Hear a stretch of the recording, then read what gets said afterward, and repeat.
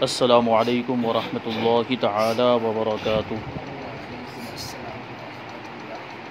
نحمده ونصلي ونسلم على رسوله الكريم،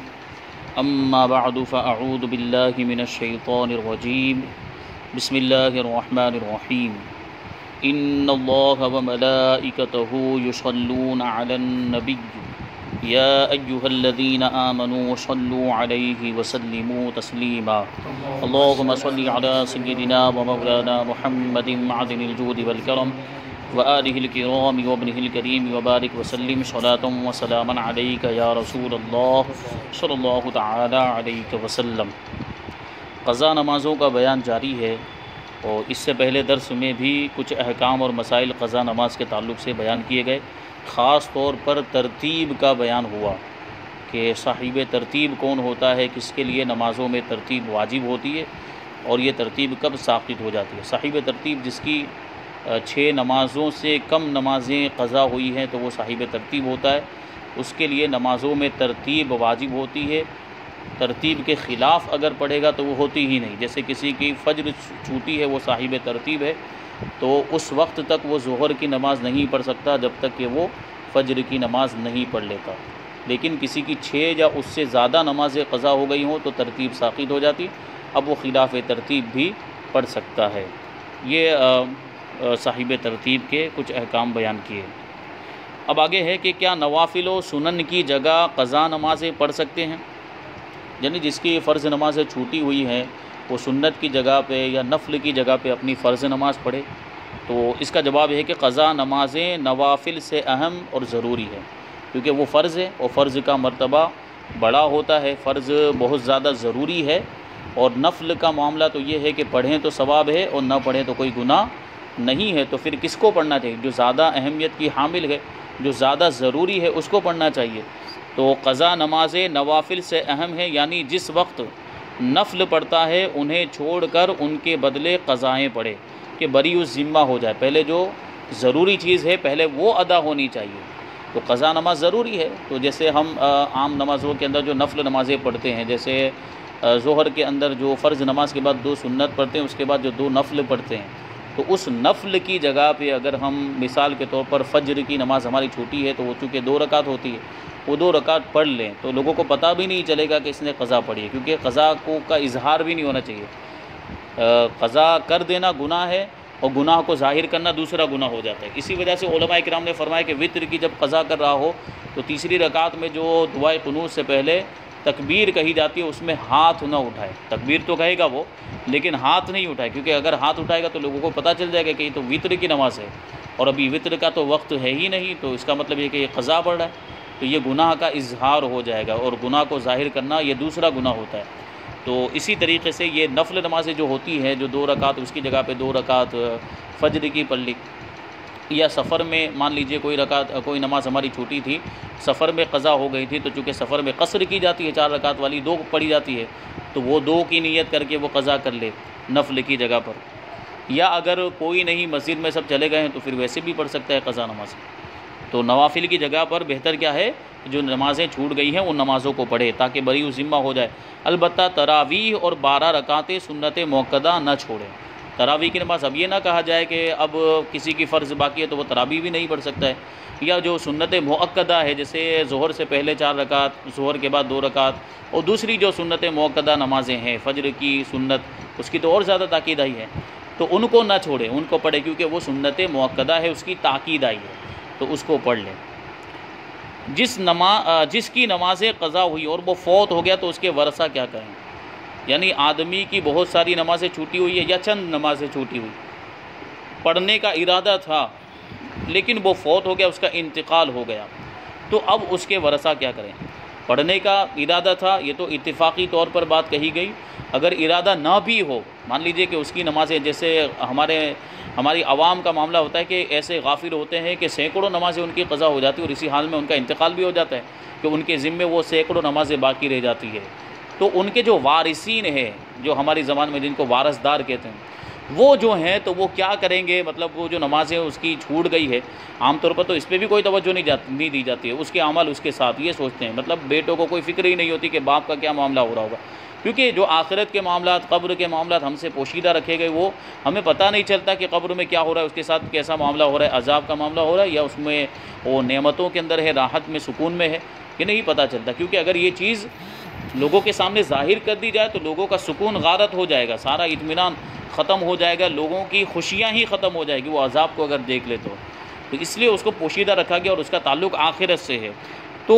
ورثہ کو کیا کرنا چاہیے؟ بنیادی طور پر سوال یہ ہے کہ ان کا کوئی مورث انتقال کر جاتا ہے اور اس کی نمازیں باقی ہیں تو ان نمازوں کے تعلق سے ان کو کیا کرنا چاہیے؟ جس کی نمازیں قضا ہو گئی اور انتقال ہو گیا تو اگر وصیت کر گیا اور مال بھی چھوڑا تو اس کی تہائی سے ہر فرض و وطل کے بدلے نصف سا گیہوں یا 1 سا جو تصدق کرے، یہ نماز کا فدیہ ہے۔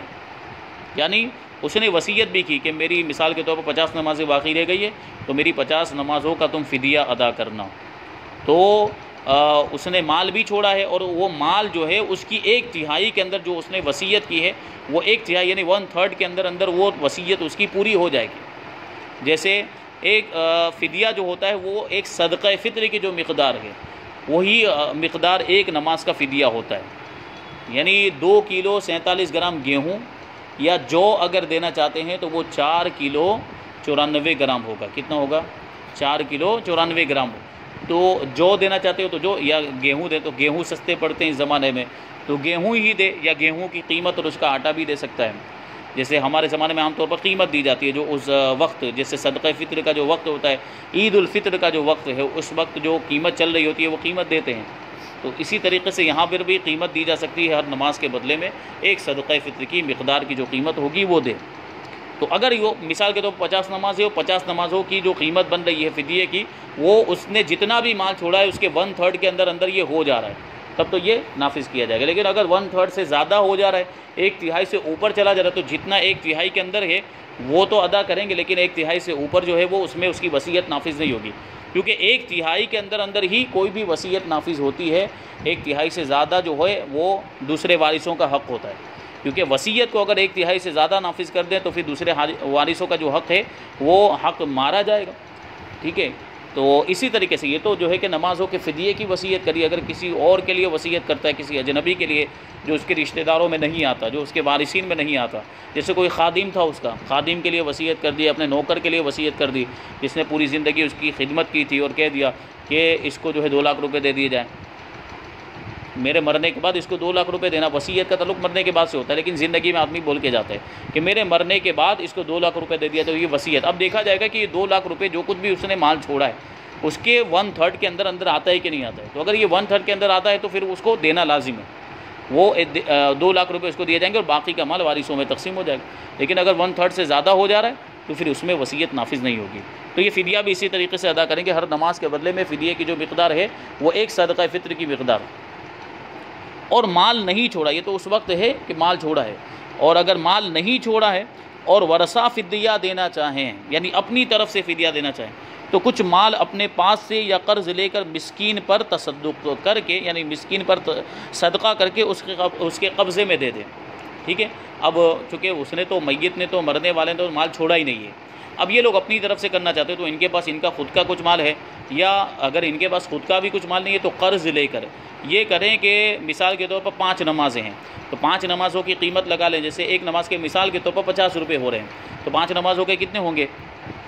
250 روپے ہوئے، 250 روپے ہوئے، تو یہ 5 نمازوں کے 250 روپے ہو گئے۔ اب 250 روپے سے زیادہ کی استطاعت اگر ہے تو اور بھی اس میں ملا لیں، یعنی 2 دن کی نمازوں کے ملا لیں، 3 دن کی نمازوں کے ملا لیں، جتنے وہ ملا سکتے ہوں، جتنی ان کے پاس طاقت ہو، جیسے 2000 روپے تک کی یا 2500 روپے تک کی ان کے پاس طاقت ہے، تو اس میں جتنی بھی نمازوں کا فدیہ ہو رہا ہے وہ اتنی نمازوں کو فدیہ اس کو مان کر، اس کو شمار کر کے کسی مسکین کو، کسی فقیر شرعی کو صدقہ کر دیں اور اسے فدیے کے طور پر دے دیں۔ اب کیا کریں اس کے بعد بتا رہے ہیں، اور مسکین اپنی طرف سے اسے ہبہ کر دے، یعنی مسکین کو جو ہم نے مثال کے طور پر 250 روپے دیے یا 2500 روپے دیے، وہ مسکین دوبارہ ریٹرن میں وہ جو وارث ہے اس کو واپس دے دے، ہبہ کر دے، اس کو مالک بنا دے۔ اب یہ قبضہ بھی کر لے، یعنی جس کو مسکین نے واپس دیا وہ قبضہ بھی کر لے، پھر یہ مسکین کو دوبارہ دے، اس طریقے سے لوٹ پوٹ کرتے رہے۔ تو تو نمازوں کا فدیہ ادا ہوتا جائے گا، جتنی نمازیں اس کو شمار کرتے جائے. جیسے ہم نے 50 روپے مانا تو 5 نمازوں کے 250 روپے ہوئے، تو 250 روپے دیے، پھر مسکین نے اس کو واپس کر دیے، انہیں واپس ہبہ کر دیا، اس نے قبضہ بھی کر لیا، مالک بھی ہوگا. اب وہی 250 روپے پھر واپس اسی مسکین کو دے دے، پھر واپس وہ مسکین اس کو دے دے، تو 2 مرتبہ میں کتنی نماز ہو گئی؟ 10 نمازیں ہو گئی. 3 مرتبہ میں 15 نمازیں ہو جائے گی. ایسے ہی سلسلہ چلتا رہے یہاں تک کہ وہ ساری نمازوں کا فدیہ ادا ہو جائے. لیکن یہ اس وقت ہوگا جب تنگی ہو، جب وہ مال و دولت نہ ہو، میت نے بھی مال نہ چھوڑا ہو، ورثہ کے پاس بھی اتنا مال نہ ہو. لیکن اگر مال چھوڑا ہے تو اس طرح کرنا درست نہیں ہے. ایک دن کی وطر کی نماز کا بھی فدیہ دینا پڑے گا. یہ اچھا جو ہے کہ یاد دہانی کرے، وطر کی نماز جو ہے وہ واجب ہے، تو اس کا بھی فدیہ دینا پڑے گا، وہ بھی قضا ہوئی ہے تو 6 نمازیں ہوگی. یہ تو مثال کے طور پر 5 نمازیں، مثال کے طور پر تو 2 نمازیں بھی لی جا سکتی ہیں. تو مثال کے طور پر بیان کیا گیا تھا کہ 250 روپے، 5 نمازوں کے 250 روپے. فرض نماز اور واجب کی چونکہ قضا ہوتی ہے اس لیے تو یہ اس طرح کریں، یوں ہی لوٹ پھیر کرتے رہیں یہاں تک کہ سب کا فدیہ ادا ہو جائے. اور اگر مال چھوڑا مگر وہ ناکافی ہے جب بھی یہی کریں، یعنی میت نے مال تو چھوڑا ہے لیکن اتنا نہیں ہے کہ وہ ساری نمازوں کا اس سے فدیہ ادا کیا جا سکے، تب بھی وہ ایسا کر سکتے ہیں کہ تھوڑا مال ہے جس میں سے جتنی نمازوں کا ہو جا رہا ہے اتنی نمازیں شمار کر لیں، ان کا فدیہ شمار کر لیں، پھر جو ہے کہ وہ لوٹ پھیر کرتے رہیں، مسکین کو دے کر اسے واپس لے کر پھر قبضہ کر کے پھر دوبارہ دیں. ٹھیک ہے، یہی کریں. اور اگر وصیت نہ کی اور ولی اپنی طرف سے بطور احسان فدیہ دینا چاہے تو دے. اور اگر مال کی تہائی بقدر کافی ہے اور وصیت یہ کی کہ اس میں سے تھوڑا لے کر لوٹ پھیر کر کے فدیہ پورا کر لیں اور باقی کو ورثہ یا اور کوئی لے لے تو گنہگار ہوا. یعنی وصیت کی اور ایک مال جو چھوڑا ہے اس میں گنجائش بھی ہے کہ اس میں سے ساری نمازوں کا فدیہ ادا کر سکتا ہے، تو وصیت کرنے میں وہ خود یہ کہہ رہا ہے کہ نہیں، پورے میں سے جو ہے ساری نمازوں کا فدیہ نہ دیا جائے بلکہ تھوڑا مال لے کر نمازوں کا فدیہ ادا کریں اور باقی کو ورثہ لے لیں یا جو ہے کہ دوسرا کسی کو دے دیں تو یہ گنہگار. کیونکہ جب گنجائش ہے اس کے اندر، جب اس سے فدیہ ادا کیا جا سکتا ہے 1/3 مال سے، تو پھر کیوں نہ ادا کریں؟ تو یہ ایسی پھر وصیت کرنا درست نہیں ہے. بعض ناواقف یوں فدیہ دیتے ہیں کہ نمازوں کے فدیے کی قیمت لگا کر سب کے بدلے میں قرآن مجید دیتے ہیں. اس طرح کل فدیہ ادا نہیں ہوتا، یہ محض بے اصل بات ہے. یعنی قرآن شریف دینا ضروری نہیں، بلکہ جو فدیہ جیسے ابھی بتایا گیا کہ گیہوں ہے یا جو ہے جو صدقہ فطر میں دیے جاتے ہیں وہ دیا جائے. تو اگر کوئی قرآن شریف دیتا ہے تو صرف اتنا ہی ادا ہوگا جتنی قیمت کا وہ مصحف شریف ہے. یعنی قرآن شریف کی جو قیمت بن رہی ہے اتنی قیمت کا جو ایک فدیہ بنتا ہوگا. تو جیسے مثال کے طور پر ابھی 200 روپے کا قرآن شریف ملتا ہے اور ایک نماز کا فدیہ 50 روپے ہے، تو اس سے صرف 4 نمازوں کا ہی فدیہ ادا ہوگا،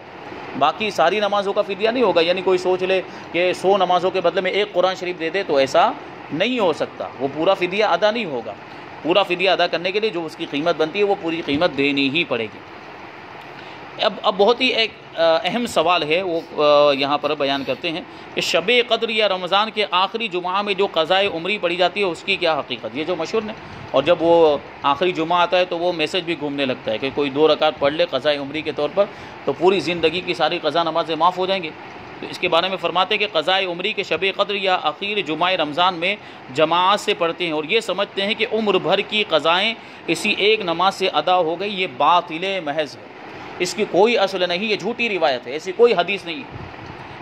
حدیث نہیں جس میں یہ فرمایا گیا کہ 2 رکعت پڑھ لینے کی وجہ سے باقی ساری نمازیں معاف ہو جاتی. ایسا بالکل بھی نہیں، بلکہ ضروری ہے کہ جو نمازیں چھوٹی ہیں ان کو ادا کرے. جب تک وہ ان کو ادا نہیں کرے گا بری الذمہ نہیں ہو سکتا ہے. اور اگر مان لیا جائے اس روایت کو درست تو امان ہی اٹھ جائے گا. پھر پوری زندگی لوگ قضا کرتے رہیں گے اور آخری عمر میں 2 رکعت پڑھ لیں گے اور سمجھیں گے کہ ہماری ساری نمازیں معاف ہو گئی.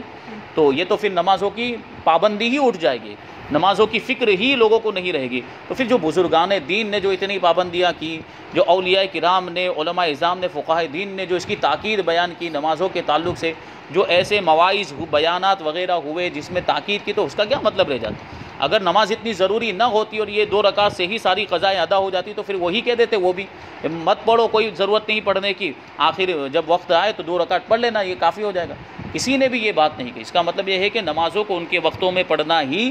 ضروری ہے اور اگر قضا ہو جاتی ہے تو ان کی قضا کو ادا کرنا بھی ضروری ہے. یہ کچھ مسائل اور اس کے علاوہ کچھ باتیں جو ہے وہ ضروری ہیں جو بہار شریعت میں سے بیان کی جاتی ہے. ایک مسئلہ ہے کہ جمعہ کے دن فجر کی نماز قضا ہو گئی، اگر فجر پڑھ کر جمعہ میں شریک ہو سکتا ہے تو فرض ہے کہ پہلے فجر پڑھے، یعنی صاحب ترتیب کی بات چل رہی ہے۔ صاحب ترتیب کی اگر فجر کی نماز چھوٹ گئی ہے تو ضروری ہے کہ پہلے فجر کی نماز پڑھے پھر جمعہ میں شریک ہو، اگرچہ خطبہ شروع ہو گیا ہو۔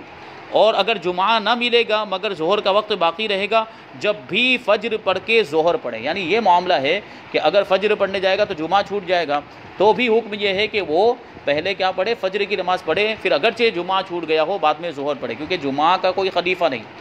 جمعہ کی الگ سے تنہا نماز نہیں ہو سکتی ہے، جمعہ کے ساتھ جمعہ جماعت کے ساتھ پڑھنا ہی شرط ہے، تنہا نہیں پڑھ، جیسے ظہر اگر چھوٹ جاتی تو ہم اکیلے پڑھ سکتے ہیں، یا کوئی دوسری نماز اگر چھوٹ جاتی تو ہم اکیلے بھی پڑھ سکتے ہیں، لیکن جمعہ کے اندر جماعت شرط ہے، اسی طرح اس نماز کا پورے وقت میں ہونا بھی شرط اور ضروری ہے۔ تو ایسی صورت میں اگر وہ فجر کی نماز پڑھے گا تو جمعہ چھوٹ جائے گا، تو وہ فجر پڑھے پھر بعد میں وہ ظہر پڑھے، کیونکہ اب جمعہ تو نہیں ہو سکتا۔ اور اگر ایسا ہے کہ فجر پڑھنے میں جمعہ بھی جاتا رہے گا اور جمعہ کے ساتھ وقت بھی ختم ہو جائے گا تو جمعہ پڑھ لے پھر فجر پڑھے، اس صورت میں ترتیب ساقط ہے۔ یعنی جو وہ وقتی تنگی وقت کا مسئلہ جو بتایا تھا کہ وقت تنگ ہو جائے، بہت کم وقت بچا ہوا ہے کہ اب ساری نمازوں کی اس میں گنجائش نہیں ہے جو قضا ہو چکی ہیں، تو پھر اس میں جو بھی نمازیں پڑھی جا سکتی ہیں وہ پڑھ لے، جیسے کہ وہاں بتایا تھا کہ عشاء کی بھی چھوٹ گئی، وتر بھی چھوٹ گئی اور فجر بھی پڑھنی ہے اب، تو وہاں طریقہ بتایا تھا کہ اگر 5 رکعت کی گنجائش ہے تو وتر اور فجر کو پڑھے گا، اور اگر 6 رکعت کی گنجائش ہے تو عشاء اور فجر کو پڑھے گا، کیونکہ یہ ملا کے 6 رکعت ہو جاتی ہے۔ تو اس طریقے سے وہاں پر بھی جمعہ کی نماز کے اندر بھی حکم ہوگا۔ اب ایک مسئلہ یہ ہے کہ منت کی نماز میں کیا حکم ہے؟ کسی نے نماز پڑھنے کی منت مانی، جیسے یہ کہا کہ اگر میرا فلاں کام ہو جائے گا تو میں 10 رکعت پڑھوں گا، یہ منت، یہ جو نماز ہوتی ہے یہ بھی واجب ہو جاتی ہے منت ماننے کی وجہ سے، یعنی کوئی بھی ایسی چیز کی منت مان رہا ہے جو عبادت میں شمار ہوتی ہے،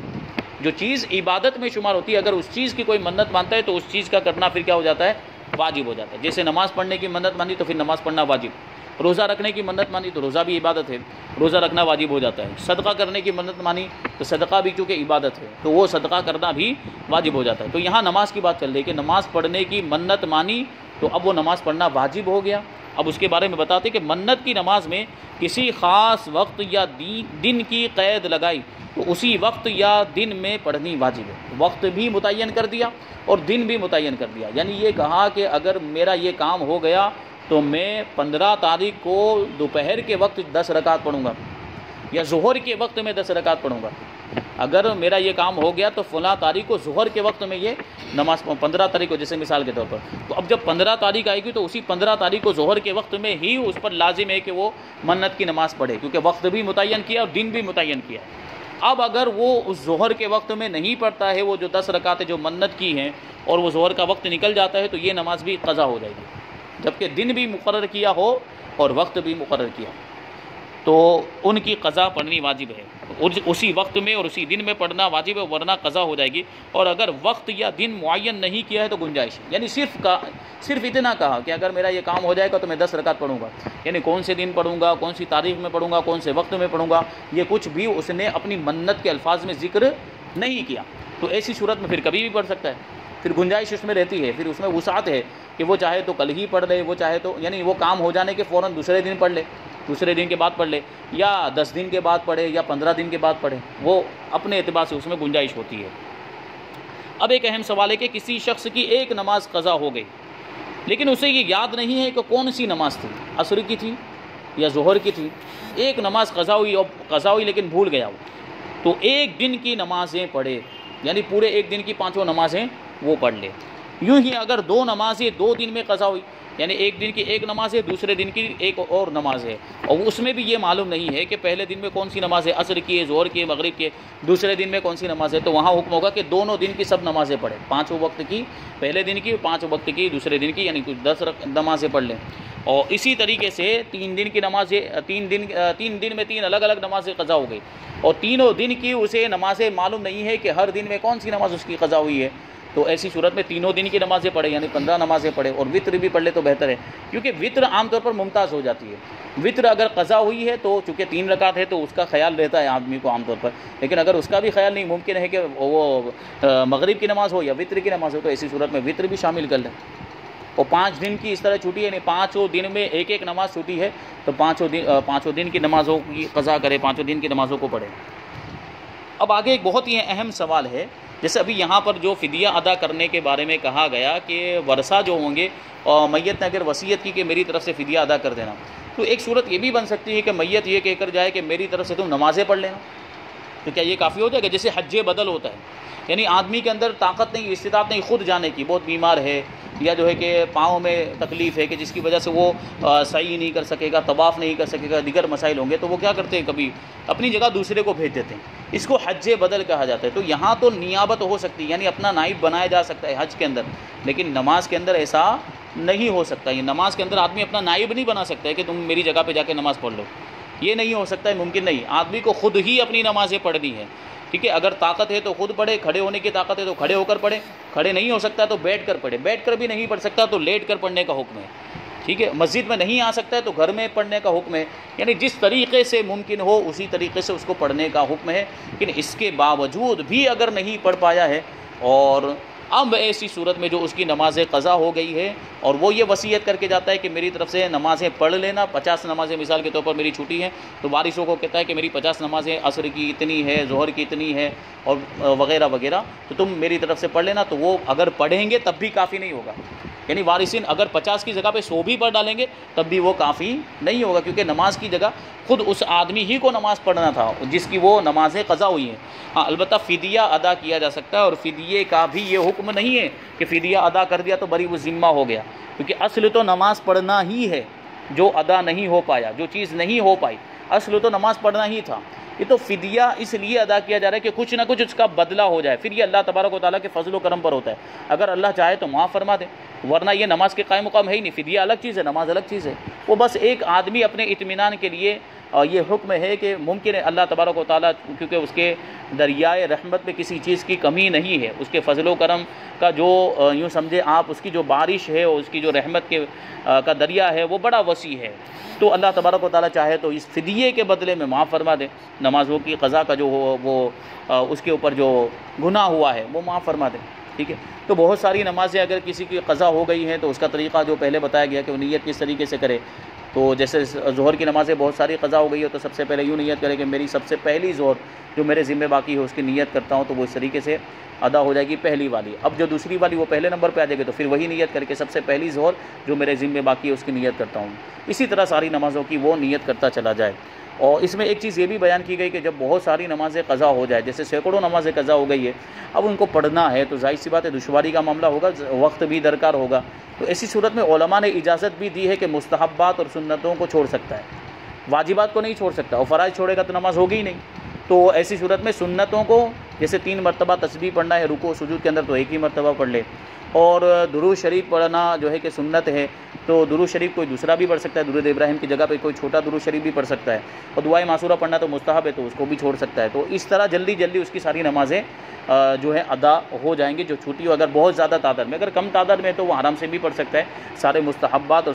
سنتوں کی رعایت کر کے بھی وہ پڑھ سکتا ہے۔ اور اگر زیادہ نمازیں ہیں اور اس کے باوجود بھی وہ یہ چاہتا ہے کہ میں پورے طور پر ہی ادا کروں، میں سنتیں بھی ادا کروں مستحبات بھی، تو بہتر ہے، تو پھر وہ ایسے ہی ادا کرے۔ یہ تو ایک رعایت اور ایک رخصت دی گئی، کیونکہ اس میں حرج ہے، آدمی کو اتنی ساری نمازیں پڑھنی ہے تو اس میں تھوڑا معاملہ رہے گا، اور دوسرے کام بھی ہوتے، جیسے اس سے پہلے ایک مسئلہ آیا تھا کہ بچوں کی دیکھ بھال، بچوں کے کھانے پینے کا انتظام بھی کرنا ہے، خود اپنی ضروریات کو بھی دیکھنا ہے، تو ایسی صورت میں قضا نماز میں کبھی تاخیر بھی ہو جاتی ہے، تو یہاں پر بھی اسی طریقے سے اس کو یہ رخصت دی گئی ہے کہ وہ چاہے تو سنتوں کو چھوڑ دے یا مستحبات کو چھوڑ دے، تو اس طریقے سے وہ کم وقت میں نمازیں ادا ہو جائیں گی۔ تو یہ کچھ ضروری مسائل تھے قضا نماز کے تعلق سے۔ انشاءاللہ تبارک و تعالیٰ اب آگے سجدہ سہو کا بیان ہوگا، سجدہ سہو کے مسائل بھی جاننا بہت ضروری ہے۔ ہمارے یہاں کیا معاملہ ہے کہ کوئی بھی غلطی ہو جائے تو سمجھتے ہیں کہ سجدہ سہو واجب ہو گیا، تو ہر غلطی پر سجدہ سہو واجب نہیں ہوتا ہے، تو ہمیں یہی جاننا ہے کہ کہاں سجدہ سہو واجب ہوگا، کہاں سجدہ سہو واجب نہیں ہوگا۔ ہوتا یوں ہے کہ امام صاحب سے کوئی غلطی ہوئی، ایسی غلطی جس میں سجدہ سہو واجب نہیں تھا، تو لوگ چلانا شروع کر دیتے ہیں نماز سے فارغ ہونے کے بعد، سجدہ کیوں نہیں کیا، سجدہ کیوں نہیں کیا۔ اور امام عام طور پر یا تو حافظ ہوتا ہے یا عالم ہوتا ہے، تو وہ عوام سے تو زیادہ علم رکھتے ہیں، وہ اگرچہ کبھی ایسا ہو بھی جاتا ہے کہ ان کے ذہن میں وہ مسئلہ نہیں ہوتا ہے، لیکن پھر بھی وہ حافظ مدرسے میں پڑھ کے آئے یا عالم ہے تو اور زیادہ جانتے ہیں، تو عوام سے زیادہ ان کو علم ہے، وہ جانتے ہیں کہاں سجدہ سہو کرنا ہے کہاں نہیں کرنا ہے، تو پھر عوام کیوں اعتراض کرتی ہے، وہ چلانا کیوں شروع کر دیتے ہیں، مسجد کے آداب کا بھی پھر خیال نہیں کرتے، کیوں سجدہ سہو نہیں کیا وغیرہ، ایسے معاملات ہوتے ہیں، جھگڑے کی کیفیت بھی کہیں کہیں کہیں مقامات پر پیدا ہو جاتی، تو ایسا نہیں ہونا چاہیے۔ تو انشاءاللہ تبارک و تعالیٰ سجدہ سہو کے مسائل ہم آگے سیکھیں گے۔ اللہ تبارک و تعالیٰ ہم سب کو عمل کی توفیق عطا فرمائے۔ وما علینا الا البلاغ۔ السلام علیکم۔